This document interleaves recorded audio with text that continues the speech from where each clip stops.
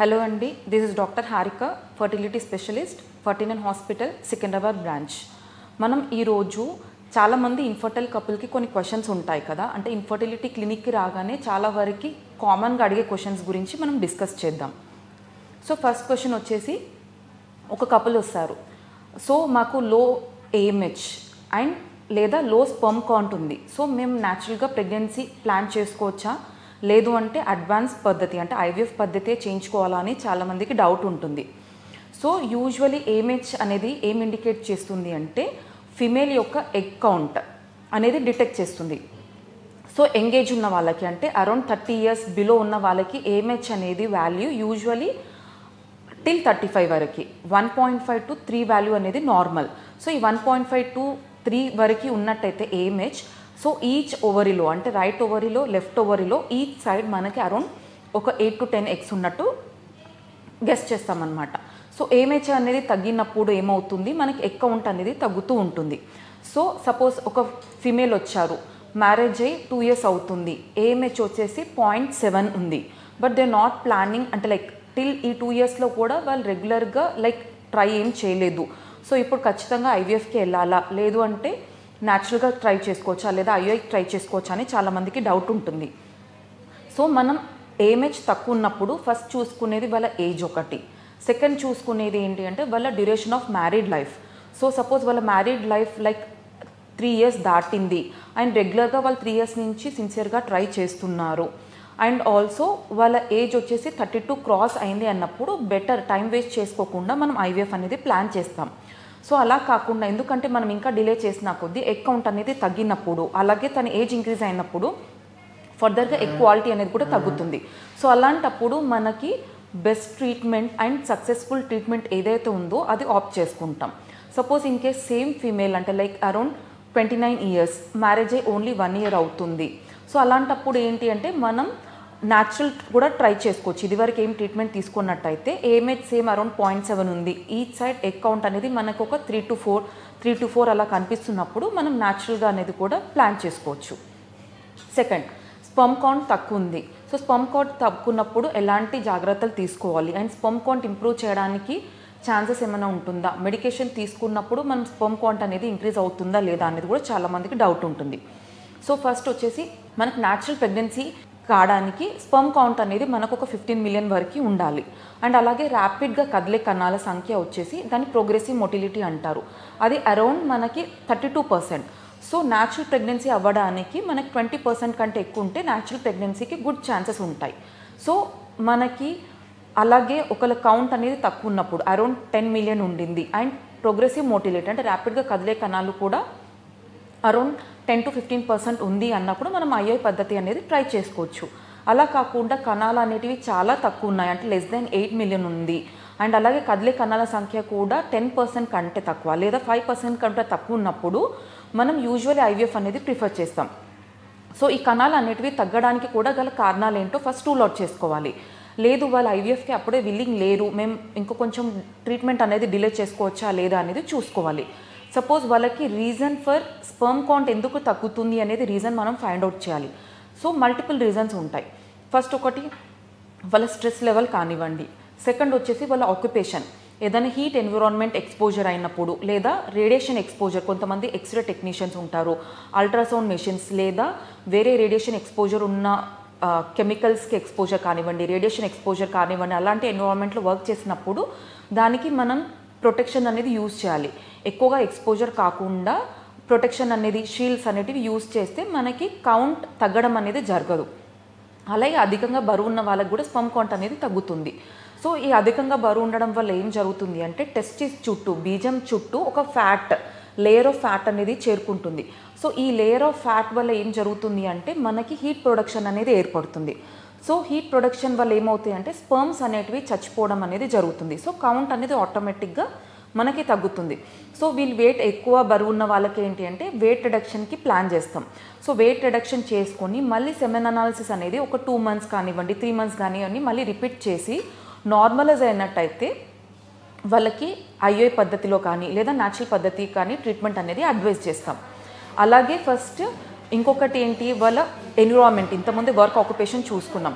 So work ఆక్యుపేషన్లో కూడా వాళ్ళకి radiation ఎక్స్పోజర్కి, heat ఎక్స్పోజర్కి తగ్గించుకుని మళ్ళీ ఒక 1 month తర్వాత మళ్ళీ రిపీట్ చేసి అది కౌంట్ ఇంప్రూవ్ అవుతుంది అన్నట్టు కూడా వెయిట్ చేసుకోవచ్చు.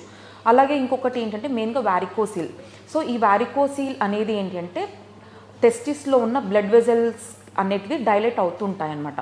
సో దీనివల్ల ఏం జరుగుతుంది, లోపల వారికోసిల్ వల్ల హీట్ ప్రొడక్షన్ అనేది చాలా ఇంక్రీజ్ అవుతుంది. సో మనం ఇదివరకే డిస్కస్ చేసాం, హీట్ ప్రొడక్షన్ వల్ల ఏం జరుగుతుంది, స్పర్మ్స్ అనేటివి ర్యాపిడ్గా చనిపోవడం, కదిలే కణాలని సంఖ్య కూడా ర్యాపిడ్గా తగ్గిపోవడం అనేది జరుగుతుంది. సో ఈ వారికోసిల్ యొక్క గ్రేడ్ అనేది చూసుకోవాలి. ఒక సైడ్ టెస్టిస్లో ఉందా, 2 side టెస్టిస్లో ఉందా అనేది చూసుకోవాలి. సో వారికోసిల్ గ్రేడ్ కనుక ఇంక్రీజ్ అయినట్టయితే మనం ట్రీట్మెంట్ అనేది డిలే చేసుకోవద్దు. సో గ్రేడ్ 2 or grade 3 ఉన్నప్పుడు మనం వారికోసిల్ని సర్జరీ ప్లాన్ కూడా చేసుకోవచ్చు. సో ఈ సర్జరీ ప్లానింగ్ తర్వాత కూడా మళ్ళీ ఒక 3 months తర్వాత సెమెన్ అనాలిసిస్ అనేది రిపీట్ చేయాలి. సో సెమెన్ అనాలిసిస్ కౌంట్ ఏదన్నా బెటర్మెంట్ ఉంది అండ్ అలాగే మిగతా లేడీ ఫ్యాక్టర్ అంటే ఏదైతే కపుల్ ఉన్నారో ఫీమేల్ పార్ట్నర్ యొక్క మిగతా అన్ని పారామీటర్స్ అన్నీ నార్మల్ ఉన్నప్పుడు మనం న్యాచురల్ పద్ధతికి అనేది అడ్వైస్ చేస్తాం. అలా కాకుండా చాలా కౌంట్ తక్కువ ఉంది అంటే అరౌండ్ 1 million ఉంది, లెస్ దాన్ 5 million ఉంది, కదిలే కణాల సంఖ్య కూడా చాలా తక్కువ ఉంది అన్నప్పుడు మాత్రం డెఫినెటివ్ ఆప్షన్ అనేది ఐవీఎఫ్. అండ్ యూజువలీ వాళ్ళకి ట్రీట్మెంట్ అనేది కూడా డిలే చేసుకోకుండా వెంటనే ప్లానింగ్ చేస్తే బెటర్ ఉంటుంది. ఎందుకంటే వాళ్ళు ఇంకా డిలే చేసినప్పుడు మనకి కౌంట్ అనేది ఇంకా తగ్గడం అనేది జరుగుతుంది. సో ఇంకా ర్యాపిడ్గా తగ్గినట్టయితే మనకి అప్పుడు వాళ్ళ ఓన్ జీన్స్తోని మనకి ఐవీఎఫ్లో కూడా బేబీని క్రియేట్ చేయడం అనేది కొంచెం రిస్కీ ఫ్యాక్టర్స్ అని చెప్పొచ్చు. అందుకే అలాంటి వాళ్ళకి మనం త్వరగా అంటే ఎక్కువ డిలే చేయకుండా ఐవీఎఫ్ అనేది త్వరగా ప్లాన్ చేసుకోమని చెప్తాం. నెక్స్ట్ వచ్చేసి ఎండోమెట్రియోసిస్. సో ఒక ఫీమేల్ వస్తారు, యంగేజ్ ఉన్నారు లేదంటే ఓల్డ్ ఏజ్. సో ఎండోమెట్రియోసిస్ ఉంది, బట్ తను ఇప్పుడే ప్రెగ్నెన్సీ అనేది ప్లాన్ చేసుకోవట్లేదు. So because of her career కానివ్వండి, హర్ జాబ్ పరంగా కానివ్వండి, లైక్ వాళ్ళ డౌట్ ఏంటి, మాకు ఎండోమెట్రియోసిస్ ఉంది. సో పీరియడ్స్ వచ్చినప్పుడు చాలా సివియర్గా పెయిన్ వస్తుంది. ఎండోమెట్రియోసిస్ సిస్ట్ ఉంది, చాక్లెట్ సిస్ట్ అంటారనమాట. సో ఓవరీలో ఒక పెద్ద సిస్ట్ ఉంది. సో మేము ప్రెగ్నెన్సీ అనేది డిలే చేసుకోవచ్చా? అండ్ ఫస్ట్ చాలా సివియర్ పెయిన్ ఉంది కదా, సో దానివల్ల న్యాచురల్ రిలేషన్లో ఉన్నప్పుడు కూడా చాలా పెయిన్ఫుల్ ఉంటుంది. అండ్ వన్ మోర్ థింగ్ ఏంటి అంటే వాళ్ళు ఫస్ట్ సర్జరీ చేసుకున్న తర్వాత ప్రెగ్నెన్సీ అనేది తర్వాత ప్లాన్ చేసుకోవచ్చా అని చాలామందికి డౌట్ ఉంటుంది. So first endometriosis. ఈ ఎండోమెట్రియోసిస్ అనేది ఏంటి అంటే యంగ్ ఏజ్లో కానివ్వండి, ఓల్డ్ ఏజ్ కానివ్వండి, ఏ ఏజ్ గ్రూప్ వాళ్ళకైనా ఈ ఎండోమెట్రియోసిస్ అనేది ప్రోగ్రెసివ్ డిసీజ్ అంటే ఇంక్రీజ్ అవుతూనే ఉంటుందన్నమాట. సో సపోజ్ యూజువలీ ఎండోమెట్రియోసిస్ వల్ల ఇన్ఫర్టిలిటీ సమస్యలు అనేది ఎందుకు వస్తాయి అంటే ఫస్ట్ థింగ్ వచ్చేసి ఎగ్ కౌంట్. సో ఈ ఎండోమెట్రియోటిక్ సిస్ట్ ఏదైతే ఉందో మనకి ఓవరీలో అంటే ఎగ్ బ్యాగ్లో ఒక సిస్ట్ లాగా ఫామ్ అవుతుంది. సో అది ప్రతి మంత్ నెలసరి వచ్చినప్పుడు అంటే పీరియడ్స్ వచ్చినప్పుడు దానిలో బ్లడ్ అక్యుములేట్ అవ్వడం వల్ల సైజ్ అనేది ఇంక్రీజ్ అవుతూ ఉంటుంది. సో ఈ సైజ్ ఇంక్రీజ్ కావడం వల్ల ఏం జరుగుతుంది అంటే మనకి చుట్టుపక్కల ఉన్న ఎగ్స్ అన్నిటివి సప్రెస్ చేస్తుంది, ఎగ్ డెవలప్మెంట్ని సప్రెస్ చేస్తుంది, అలాగే ఎగ్ క్వాలిటీని తగ్గిస్తుంది, ఎగ్ కౌంట్ కూడా తగ్గుతుంది. సో దీనివల్ల ఏమవుతుంది అంటే మనకి ఎగ్ కౌంట్ అనేది తన ఏజ్ ఇంక్రీజ్ అయిన కొద్దీ అండ్ తన duration of married life increase అయిన కొద్దీ మనకి ఎగ్ కౌంట్ అనేది తగ్గుతుంది. So not only the egg count అండి, ఎగ్ క్వాలిటీ కూడా తగ్గుతుంది. సో ఎగ్ కౌంట్ తగ్గినప్పుడు, ఎగ్ క్వాలిటీ తగ్గినప్పుడు మనకి ఏంటి అంటే ప్రెగ్నెన్సీ, న్యాచురల్ ప్రెగ్నెన్సీ వచ్చే ఛాన్సెస్ అనేటివి తక్కువ ఉంటాయి. So in case if you are having endometriotic cyst and you are delaying or if you want to postpone the pregnancy అన్నప్పుడు మాత్రం ఫస్ట్ ఒకసారి ఇన్ఫర్టిలిటీ స్పెషలిస్ట్ వచ్చి కలవాలి. మీ ఏమేజ్ ఎంత ఉందో చూసుకుంటారు and me severity of endometriosis ఎంత ఉందో చూసుకుంటారు. అంటే endometriosis not only restricted to the ovaries. Endometriosis అనేది హోల్ రిప్రొడక్టివ్ సిస్టమ్ని అఫెక్ట్ చేస్తుంది. అంటే యూట్రస్ని అఫెక్ట్ చేస్తుంది, పక్కనున్న ట్యూబ్స్ని అఫెక్ట్ చేస్తుంది, అలాగే ఓవరీస్ని కూడా అఫెక్ట్ చేస్తుంది. సో ట్యూబ్ చుట్టూ మనం స్కానింగ్లో చూసుకోవచ్చు, ట్యూబ్ చుట్టూ ఏమైనా అతుకులు ఏమైనా ఫామ్ అయినాయా లేదా. సో అతుకులు ఫామ్ అవడం వల్ల ఏంటి అంటే ట్యూబల్ బ్లాక్ ఛాన్సెస్ ఎక్కువ ఉంటుంది. సో గర్భసంచి చుట్టూ కూడా అతుకులు ఫామ్ అవ్వడం, పేగుల చుట్టూ అతుకులు ఫామ్ అవ్వడం, ఇవన్నీ అన్నీ ఫామ్ అవుతున్నాయా లేదా చూసుకోవాలి. సో సివియర్ అంటే గ్రేడ్ 3, గ్రేడ్ 4 ఎండోమెట్రియోసిస్ ఉంది అని మనకు డిటెక్ట్ అయినప్పుడు స్కానింగ్లో అండ్ అలాగే ఎగ్ కౌంట్ అనేది తగ్గుతుంది అని తెలిసినప్పుడు మాత్రం మనం పోస్ట్పోన్మెంట్ చేసుకోకుండా తన ఉన్న సివియారిటీ బట్టి, తన ఎగ్ కౌంట్ బట్టి, అలాగే హస్బెండ్ యొక్క స్పర్మ్ కౌంట్ అన్నిటి బట్టి మనం ట్రీట్మెంట్ అనేది డిసైడ్ చేస్తాం. సో నెక్స్ట్ క్వశ్చన్ వచ్చేసి పీసీఓడి. సో చాలామందికి ఇప్పటికీ ఒక మిత్ ఉంటుంది. సో పిల్లలు కావట్లేదు అంటే నాకు పీసీఓడి ప్రాబ్లం ఉంది, అందుకే పిల్లలు కావట్లేదు అని చాలామంది అంటారు. సో అలా ఏం ఉండదండి. పీసీఓడి ఉన్న వాళ్ళే ఖచ్చితంగా ప్రెగ్నెన్సీ రాదు అని ఎక్కడా ఉండదు. సో యూజువలీ మనకి పీసీఓడిలో ఏం జరుగుతుంది అంటే నెలసరి అనేది కరెక్ట్ రాదు. సో ఎందుకు, వాళ్ళకి ఎగ్ నెంబర్ అధికంగా ఉంటుంది ఈ ఓవరీలో. సో అలాంటప్పుడు ప్రతి నెల ఎగ్ అనేది ప్రాపర్గా డెవలప్మెంట్ ఉండదు, ప్రాపర్గా రిలీజ్ అవ్వదు. మనకి యూజువలీ నెలసరి ప్రతి నెల ఒక ఎగ్ అనేది డెవలప్ అవుతుంది, రిలీజ్ అవుతుంది. సో అంటే 1 ఇయర్లో 12 టైమ్స్ ఒక ఫీమేల్కి ఛాన్సెస్ ఉంటుంది తను అంటే ప్రెగ్నెన్సీ రావడానికి. బట్ పీసీఓడిలో ఏం జరుగుతుంది, 1 ఇయర్లో వాళ్ళకి హార్డ్లీ ఒక 3 or 4 టైమ్స్ బ్లీడింగ్ అనేది వస్తుంది. అంటే వాళ్ళకి న్యాచురల్ ప్రెగ్నెన్సీ ఛాన్సెస్ 12 టైమ్స్తో కంపేర్ చేస్తే ఐదర్ 3 or 4 టైమ్స్ వరకే ఉంటుంది. కాబట్టి న్యాచురల్ ప్రెగ్నెన్సీ రేట్ అనేది తగ్గుతుంది. అండ్ కొంతమందికి ఏంటి అంటే ఎగ్ డెవలప్మెంట్ లేకుండానే మనకి పీరియడ్స్ అనేవి వస్తాయి. సో అలాంటి వాళ్ళకి కూడా న్యాచురల్ ప్రెగ్నెన్సీ రేట్స్ అనేవి తగ్గుతాయి. సో దీన్ని మనం ఎలా ఓవర్కమ్ చేయాలి అంటే, సపోజ్ ఇన్ కేస్ తన యంగ్ లేడీ మ్యారీడ్ లైఫ్ వచ్చేసి around 1 year or 2 years or less than 3 years and tubes normal ఉన్నాయి, హస్బెండ్ పారామీటర్స్ కూడా అన్నీ నార్మల్ ఉన్నప్పుడు మనం న్యాచురల్ పద్ధతిలో ట్రై చేసుకోవచ్చు. ఇది వరకు ఎప్పుడు బయట ఎక్కువగా ట్రీట్మెంట్ తీసుకున్నప్పుడు. సో మన మెయిన్ ఏంటి అంటే ఇందులో egg development and egg release అవ్వడం. సో అందుకే వాళ్ళకి స్కానింగ్కి పిలిచి స్కానింగ్ చేసి ఎగ్ డెవలప్మెంట్కి ఇంజెక్షన్స్ ఇస్తాం. మళ్ళీ ఎగ్ డెవలప్ అయిందా లేదా అనేది కూడా అరౌండ్ day 9 or day 10 స్కానింగ్లో చూసుకొని దాన్ని బట్టి ఎగ్ సరిగ్గా ప్రాపర్గా డెవలప్ అయితే ఎగ్ రిలీజ్ అవ్వడానికి ఇంజెక్షన్ ఇచ్చి వాళ్ళని న్యాచురల్గా రిలేషన్లో ఉండమని చెప్పేసి అడ్వైస్ చేస్తాం. This is regarding PCOD. Next option వచ్చేసి IVF, success rates of IVF. చాలామందికి డౌట్ ఉంటుంది, సక్సెస్ రేట్స్ ఆఫ్ ఐవీఎఫ్ అనేది ఓన్లీ 60% ఎందుకు చెప్తారు, అండ్ లాట్స్ ఆఫ్ కాస్ట్ అనేది మనం ఇన్వెస్ట్ చేసినప్పుడు కూడా 100% సక్సెస్ రేట్ చెప్పాలి కదా, ఎందుకు చెప్పట్లేదని చాలామంది కపుల్ అనేది క్వశ్చన్స్ అడుగుతూ ఉంటారు. సో మనకి natural pregnancy, IOI pregnancy and అలాగే ఐవీఎఫ్ ప్రెగ్నెన్సీ అనేది 3 modes ఆఫ్ ట్రీట్మెంట్ అనేది ఉంటుంది. సో న్యాచురల్ ప్రెగ్నెన్సీకి మనకు సక్సెస్ రేట్ ఎంత ఉంటుంది, అరౌండ్ 4% ఉంటుంది. ఐఓఐలో వచ్చేసి 8% ఉంటుంది, ఐవీఎఫ్లో 60%. సో ఐఓఐకి ఐవీఎఫ్కి ఎందుకు అంత డిఫరెన్స్ అనేది చాలామందికి డౌట్ ఉంటుంది. So IOI is nothing but similar to natural pregnancy. ఐఓఐలో ఏం చేస్తాం, ఎగ్ డెవలప్ అవ్వడానికి టాబ్లెట్స్ ఇచ్చేసి ఇంజెక్షన్స్ పెట్టేసి ఎగ్ రిలీజ్ అయినప్పుడు మనం సెమెన్ శాంపుల్ని కలెక్ట్ చేసి వాష్ చేసి మంచి ఉన్న శాంపుల్ని మనం గర్భసంచి లోపల అంటే యుట్రస్ లోపల నియర్ టు ద ట్యూబ్ వదులుతాం అనమాట. సో దీనికి సక్సెస్ రేట్ 8%. అంటే 100 పీపుల్లో మనం ఐఓఐ ప్రాసెస్ చేస్తే 8 మెంబర్స్కి పాజిటివ్ వస్తుంది, అరౌండ్ 8 to 10 మెంబర్స్కి పాజిటివ్ వస్తుంది. సో ఇది ఎందుకు 8 to 10% అని చెప్తున్నాం కాబట్టి మనకి ఎగ్ డెవలప్ అవుతుందా లేదా వరకే చూసుకుంటాం, అందులో మెచ్యూర్ ఎగ్ ఉందా లేదా మనకి తెలియదు. And one more thing, egg quality ఎట్లా ఉంటుందో మనకి తెలియదు, ఎందుకంటే దాన్ని మనం బయటికి తీసి చూస్తే మైక్రోస్కోప్లో చూస్తే కానీ ఎగ్ క్వాలిటీ ఎట్లా ఉంటుందో మనకు తెలియదు.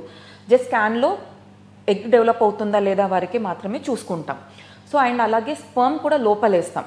సో లోపలేసినప్పుడు అల్టిమేట్గా స్పర్మ్ ట్యూబ్లోకి వెళ్ళి ఎగ్తో మీట్ అయ్యి బేబీ అనేది ఫామ్ అవ్వాలి.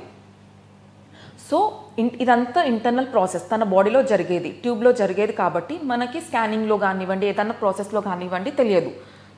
అందుకే స్పర్మ్ క్వాలిటీ తెలియదు, ఎగ్ క్వాలిటీ తెలియదు, అండ్ రిలీజ్ అయిన ఎగ్ మెచ్యూర్ ఎగ్గా కాదా అనేది కూడా తెలియదు.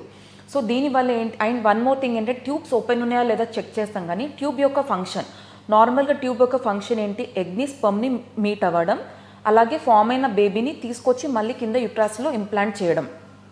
ఇది మెయిన్గా ట్యూబ్ యొక్క ఫంక్షన్. ట్యూబ్స్ ఓపెన్ ఉన్నప్పటికీ కూడా మనకి ట్యూబ్స్ అనేటివి ఫంక్షనింగ్ లేకపోతే మనకి ప్రెగ్నెన్సీ ఛాన్సెస్ అనేవి చాలా తక్కువ ఉంటాయి. సో అందుకే ఇవన్నీ పారామీటర్స్ మనకి ఐఓఐలో తెలియదు, ఎందుకంటే ఇవన్నీ ఇంటర్నల్గా ఫీమేల్ బాడీలో జరిగేటివి కాబట్టి మనకి ఐఓఐలో సక్సెస్ రేట్ వచ్చేసి 8% చెప్తాం. సో ఐవీఎఫ్లో 60% ఎందుకు చెప్తామంటే మనకి ఐఓఐలో రిలీజ్ అయ్యేది 1 or 2 eggs, అంటే 1 time ప్రెగ్నెన్సీ ఛాన్సెస్ ఉండొచ్చు, single baby or 2 babies chances ఉండొచ్చు. ఐవీఎఫ్లో ఏం చేస్తామంటే మనం మల్టిపుల్ బేబీస్, మన ఏమే మల్టిపుల్ ఎగ్స్ డెవలప్ అవ్వడం, మల్టిపుల్ బేబీస్ ఫామ్ అవ్వడం. సపోజ్ ఒక ఫీమేల్కి లైక్ అరౌండ్ 8 eggs ఉన్నాయనుకోండి డే 2 అప్పుడు, అంటే టోటల్ ఓవరాల్గా 16 eggs. ఈ 16 eggsని మనం డైలీ ఇంజెక్షన్స్ ఇచ్చేసి బయటికి తీసినప్పుడు అరౌండ్ 14 అలా పెరుగుతాయి. సో 14ని మనం బయట రిట్రీవ్ చేసుకొని ఈచ్ ఎగ్లోకి ఒక్కొక్క స్పర్మ్ని ఇంజెక్ట్ చేసి బేబీస్ యూజువల్లీ 14 eggs లోపలికి స్పర్మ్స్ని ఇంజెక్ట్ చేస్తే మనకు అరౌండ్ 10 babies వరకు ఫామ్ అవుతాయి. ఇవి డే 3వి. అన్ని డే 5 వరకు పంపించేస్తే మనకు అరౌండ్ 4 or 5 గుడ్ స్టిమ్యులేషన్లో అరౌండ్ 5 babies వరకు కూడా ఫామ్ అవ్వచ్చు. సో మనకి ఏంటి, ఎగ్స్ని బయటికి తీసి మైక్రోస్కోపిక్ కింద చూస్తాం. సో ఎగ్ క్వాలిటీ ఎలా ఉందో తెలుస్తుంది. స్పర్మ్ క్వాలిటీ ఎలా ఉందో తెలుస్తుంది. అండ్ స్పర్మ్ ఎగ్ అనేది మనకి ఇంటర్నల్గా బాడీలో మీట్ అవుతాయి. సో అదే మనం ల్యాబ్లో బయట ప్రాసెస్ చేస్తున్నాం. అంటే ఈచ్ ఎగ్లోకి ఒక్కొక్క స్పర్మ్ని ఇంజెక్ట్ చేసి మనం బేబీని తయారు చేస్తున్నాం. సో మనకి ఇందులో ఐఏలో తెలియంది ఏంటి, ఇప్పుడు మనకి ఇందులో ఎగ్ క్వాలిటీ తెలుస్తుంది, స్పర్మ్ క్వాలిటీ తెలుస్తుంది, అలాగే బేబీ అనేది మనం బయట ల్యాబ్లో తయారు చేస్తున్నాం. తయారు చేసిన బేబీని మనం గర్భసంచి లోపలికి లైనింగ్ బాగున్నప్పుడు పెడతాం. సో అందుకే మనకి ఇవన్నీ పారామీటర్స్ తెలుస్తుంది కాబట్టి అండ్ ట్యూబల్ ఫ్యాక్టర్స్ ఏమైనా ఉంటే కూడా మనకు ఓవర్కమ్ అవుతుంది. అందుకే సక్సెస్ రేట్ వచ్చేసి మనకి 60% అని చెప్తాం. బట్ 40% ఎందుకు చెప్పామంటే మనకి ఎగ్ హెల్దీయా లేదా, బేబీ ప్రెగ్నెన్సీ ఇచ్చే బేబీయా కాదా అని healthy good embryo, good quality embryo కాదా తెలుస్తుంది. కానీ జెన్యూ పరంగా అంటే జీన్స్ పరంగా మనకి బేబీ అనేది ఇంప్లాంట్ అవుతుందా లేదా అనేది తెలియదు. అలాగే గర్భసంచి బాగుందా లేదా తెలుస్తుంది, కానీ గర్భసంచికి పట్టుకునే కెపాసిటీ ఉందా లేదా అనేది మనకు తెలియదు. కాబట్టి సక్సెస్ రేట్ వచ్చేసి మనం అరౌండ్ 60 to 70% చెప్తాం. నెక్స్ట్ వచ్చేసి కామన్గా అడిగే questions abortions. So male and female అంటే హస్బెండ్ అండ్ వైఫ్ ఇద్దరు రిలేటెడ్ ఉండనప్పటికీ కూడా కొంతమందికి అబార్షన్స్ అనేటివి జరుగుతుంటాయి. So only single time abortion అయినప్పుడు అంటే లైక్ ఐవీఎఫ్లో కానివ్వండి, ఐఓఐలో కానివ్వండి, న్యాచురల్ అవ్వనివ్వండి, వెంటనే సెకండ్ ఇప్పుడు సపోజ్ ఐఓఐ చేసుకున్నారు, ఫస్ట్ టైం ప్రెగ్నెన్సీ వచ్చింది బట్ అది మిస్డ్ అబార్షన్ అయిపోయింది, హార్ట్ బీట్ వచ్చి ఆగిపోవడం, లేదంటే అసలు బేబీ గ్రోత్ అయితే స్టాప్ అయిపోయింది, ఇలాంటి చాలా మందికి డౌట్స్ ఉంటాయి. So second cycle of IOI plan చేసుకోవచ్చా, లేదా బికాస్ ఆఫ్ ఐఓఐ ప్రాసెస్ వల్ల మాకు అబార్షన్ అయిందా, ఐవీఎఫ్లో మనకి అబార్షన్ రేట్ అనేది ఇంక్రీజ్ అవుతుందా లేదా అనేది చాలామంది అంటుంటారు. సో ఈ అబార్షన్కి చాలా మల్టిపుల్ రీజన్స్ ఉంటాయి. It is not related to IVF or IUI or natural. Any కండిషన్లో, ఎనీ మోడ్ ఆఫ్ ట్రీట్మెంట్లో కూడా మనకు అబార్షన్ ఛాన్సెస్ అనేది ఉండొచ్చు. So usually first 3 months abortions వచ్చేసి మన కామన్ కాజెస్ ఏంటి అంటే జెనెటిక్ కాజెస్ ఉండొచ్చు. సో వైఫ్ జీన్స్ ప్రాబ్లం ఉన్నా, హస్బెండ్ జీన్స్ ప్రాబ్లం ఉన్నా, మనకి బేబీ జీన్స్ లేదా ఈ 2 జీన్స్ నార్మల్ ఉన్నప్పుడు, బేబీ తయారైనప్పుడు బేబీ జీన్స్ ఏమైనా ఆల్టర్ అయినప్పుడు కూడా మనకి అబార్షన్స్ రేట్ అనేది ప్రాబ్లం అవుతూ ఉంటుంది. దీన్ని ఎలా ఓవర్కమ్ చేయాలి అంటే కపుల్ క్యారోటపింగ్ అంటారు. వైఫ్కి జెనెటిక్ టెస్టింగ్ అండ్ హస్బెండ్కి జెనెటిక్ టెస్టింగ్ అనేది చేస్తాం. ఈ 2 జెనెటిక్ టెస్ట్లో ఏదైనా ప్రాబ్లం డిటెక్ట్ అయిందా లేదా దాన్ని బట్టి మనం ట్రీట్మెంట్ అనేది ఇస్తాం. సో ఇద్దరిది కపుల్ క్యారోటైపింగ్ నార్మల్ ఉన్నప్పుడు అప్పుడు అబార్ట్ అయిన బేబీది కూడా క్యారోటైపింగ్ చేయించవచ్చు. దాన్ని బయోప్సీకి పంపిస్తే బేబీలో ఏదైనా ప్రాబ్లం ఉందా లేదా అది కూడా డిటెక్ట్ అవుతుంది. సో సెకండ్ రీజన్ వచ్చేసి మనకి థైరాయిడ్ ఇష్యూస్ ఉన్నప్పుడు, పీసీఓడి ఇష్యూస్ ఉన్నప్పుడు, లేదా ప్రొలాక్టిన్ హార్మోనల్ డిస్టర్బెన్స్ కానివ్వండి, ప్రొలాక్టిన్ హై లెవెల్లో ఉన్నప్పుడు, ఒబిసిటీ అంటే అధికంగా బరువు ఉన్నప్పుడు, మేల్ పార్ట్నర్ కానివ్వండి, ఫీమేల్ పార్ట్నర్ కానివ్వండి, లేదా గర్భసంచిలో చిన్నగా ఏదన్నా అంటే గర్భసంచి అనాటమీ డిస్టర్బెన్స్ అంటే గర్భసంచిలో అడ్డుగోడ అంటే సెప్టమ్ అంటాం, లేదా గర్భసంచి 2 భాగాల్లాగా ఉంది బైకానియట్ యూట్రస్ అంటాం, ఇలా ఏదైనా ప్రాబ్లం ఉన్నప్పటికీ మనకి అబార్షన్స్ రేట్ అనేవి ఎక్కువగా జరుగుతుంటాయి. సో సెకండ్ టైం ప్లాన్ చేసుకునే ముందు ఐదర్ న్యాచురల్ అవ్వనివ్వండి, ఐఐ అవ్వనివ్వండి, ఐవీఎఫ్ అవ్వనివ్వండి, ఇలాంటి రీజన్స్ మనకి ఏమైనా ముందే తెలిసినట్టయితే అంటే సపోజ్ పీసీఓడి కనుక ఉంది ప్రాబ్లం, లేదా థైరాయిడ్ అన్కంట్రోల్లో ఉంది, షుగర్ అన్కంట్రోల్లో ఉంది, లేదా అధికంగా బరువు చాలా ఉంది, ఇవన్నీ మనకి correctable factors. So second pregnancy plan చేసుకునే ముందు మనకి ఏదైనా హై లెవెల్లో ఉన్నట్టయితే దాన్ని కరెక్ట్ చేసుకున్నాక you can plan for second pregnancy either IVF కానివ్వండి, ఐవీఐ కానివ్వండి, న్యాచురల్ కానివ్వండి. సో ఇవన్నీ కామన్గా కపుల్ మాతో డిస్కస్ చేసే క్వశ్చన్స్. సో ఈ వీడియోలో చాలామందికి యూస్ఫుల్ అవుతుంది అని చెప్పేసి డిస్కస్ చేశామండి. Thank you.